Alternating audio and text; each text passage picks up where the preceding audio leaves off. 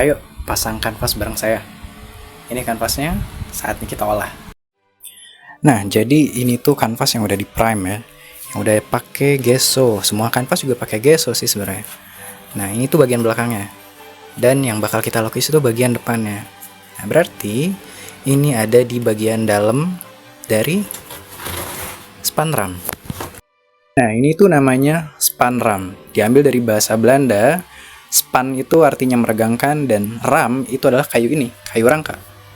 Nah, fungsinya untuk apa? Meregangkan kanvas tentunya. Nanti kanvas ini bakal dipasang di span ram ini. Untuk span ram, saya menyarankan untuk menggunakan span ram yang turun ke dalam, kayak gini. Bukan yang bentuknya balok. Kenapa? Kalau yang bentuknya balok, saat meregang dia akan berbekas, membentuk balok gini. Nah, kalau misalnya yang bentuknya masuk ke dalam kayak gini, dia akan meregang lebih optimal. Contohnya kayak gimana? Nih, kalau pakai balok, nah, itu dia bakal berbekas. Ada tapaknya gitu. Nah, terus kita baringkan si kanvasnya. Jangan lupa kanvasnya itu yang menghadap ke atas, itu bagian yang nggak digesok. Dan si span ramnya yang menghadap ke bawah, itu bagian yang runcingnya. Nih, kayak gini. Jadi span ram yang ngadep ke bawah, kemudian kanvasnya juga si yang bagian ininya ada di bawah. Nah, kalian jangan lupa lebihin kanvasnya, lebihin daripada ukuran si span ramnya. Fungsinya buat apa? Dia harus bisa membalut si kayunya. Nanti kita hektar di sini. Lebih baik lebih daripada kurang. Jangan kurang kayak gini, nanti susah. Mending lebihin aja. Tuh, ini saya juga lebihin. Harus dipastikan juga pada setiap bagian lebihnya ini, dia nggak ada yang misalnya kurang sendiri. Bagian sini kurang, tapi bagian sini lebih gitu. Jadi sesuai porsinya aja. Jadi semuanya minimal dia bisa membalut setiap sisi dari span ramnya.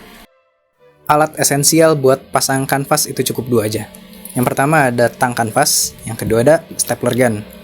Nah, kalau buat tang kanvas aku pakai merek Meris, kalau stapler gun itu bebas.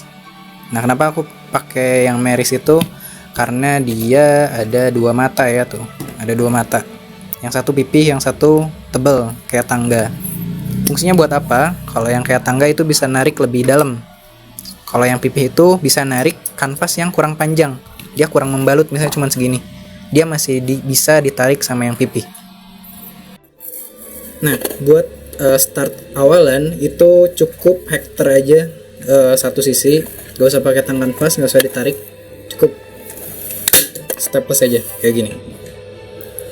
Nah, kemudian di arah berlawanan dari startnya, bagian situ berarti. Nah, bagian situ yang bakal ditarik. Ini di arah berlawanan, kita udah bisa mulai pakai si tang kanvasnya. Jadi kita tarik dulu, masukin di yang bagian tangga ini nih. Kita masukin, set, kayak gini. Nah, terus kita tarik, agak sedikit miring ya, biar gak sobek. Nah, kayak gini. Kita tarik terus, abis itu kita tahan pakai jempol, set, baru kita hektar. Nah, untuk meregang kanvas itu kita startnya dari paling tengahnya dulu. Karena pertama di situ berarti lawannya di sini. Nextnya di mana? Nextnya ada di sini, di tengah sini, sama tengah sini. Nah, jadi patternnya kayak gini. Pertama kita hektar di sini. Berarti kita hektar lagi di arah berlawanan di sini. Nah, lanjut di sisi yang sini. Lawannya di sini. Kita tambah lagi di sini misalnya. Tambah sini berarti kita tambah 2. Di sini berarti kita tambah 2. Di sini tambah 2. Di sini tambah 2. Kayak gitu aja. Kalau saya biasanya kayak gitu.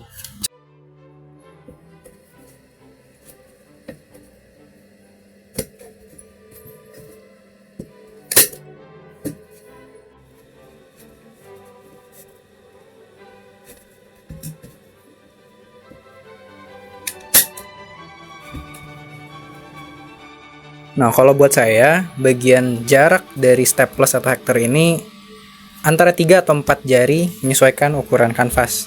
Kalau ini kebetulan dia nggak terlalu besar sih, jadi saya pakainya 3 jari aja, cukup. Cara pakai tang kanvas itu sederhana. Nah, kita masukin dulu nih ke kanvasnya. kita capit. Tok. Nah, tangga, nih ada tangga kan yang kayak tangga. Atau ini ada penopang. Itu fungsinya bukan buat nempel ke sini nih, kayak gini nih. Nah, bukan kayak gitu ya. Tapi gini aja nggak apa-apa. Nah, fungsinya tuh buat kayak gini nih, buat penopang. Nih. Jadi buat nahan sebenarnya. Sebenarnya dia bukan ditarik tapi diputar ke dalam. Nah, ini kan udah dicapit. Tuh, lihat dalamnya.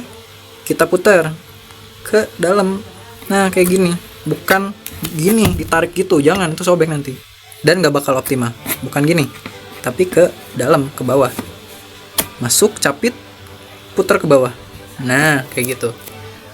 Terus, arah muternya, usahakan fokus tariknya ke sini. Meskipun dia nyapitnya cukup lebar, tapi diputarnya kayak gini.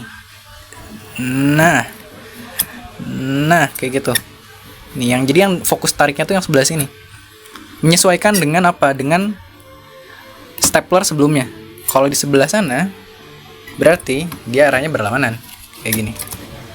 Nah, jadi ikutin arah stapler sebelumnya.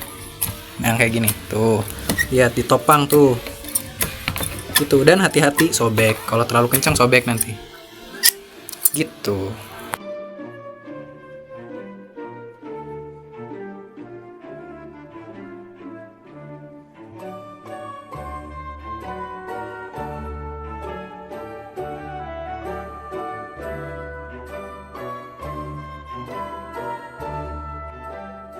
Kalian bingung mau lipat bagian ujung kanvas kayak gimana?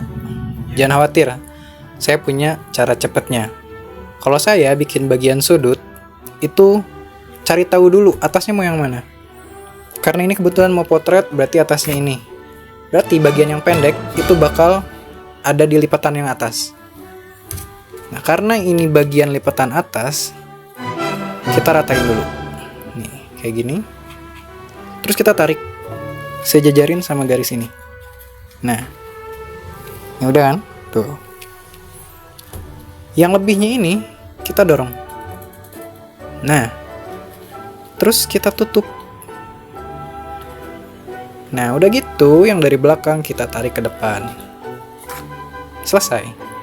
Jadi bentukannya kayak gini. Kalau dari samping kayak gini nih. Jadi rapi kan kelihatannya. Nah, kalau misalnya di sini ada yang lebih-lebih, misalnya ini ada yang keluar-keluar, gunting aja nggak apa-apa. Cuman yang pasti dari pinggir itu kelihatannya kayak gini. Nah, ini wujud kanvas yang udah beres semuanya. Udah beres dipasang, udah di staples, udah di sudutnya udah dirapihin, dan udah siap pakai itu. Saya lihat detail-detailnya tuh. Dia udah dipasang semua. Tuh, ininya udah dilipat. Gak ada yang lebih-lebih. Kanvasnya udah rigid, kalau disentil dia. Tuh, goyang. Berarti ini udah siap pakai. Jadi itulah proses saya dalam memasang kanvas sendiri. Memang cukup ribet, tapi insya Allah kanvasnya awet. Dia nggak bakal macem-macem. Jadi itu aja mungkin. Kalau kalian pengen lihat tutorial lainnya atau pengen lihat gimana cara saya ini, cara saya itu, ya bolehlah sebutin aja. Nanti kalau memungkinkan saya buatin. Thank you.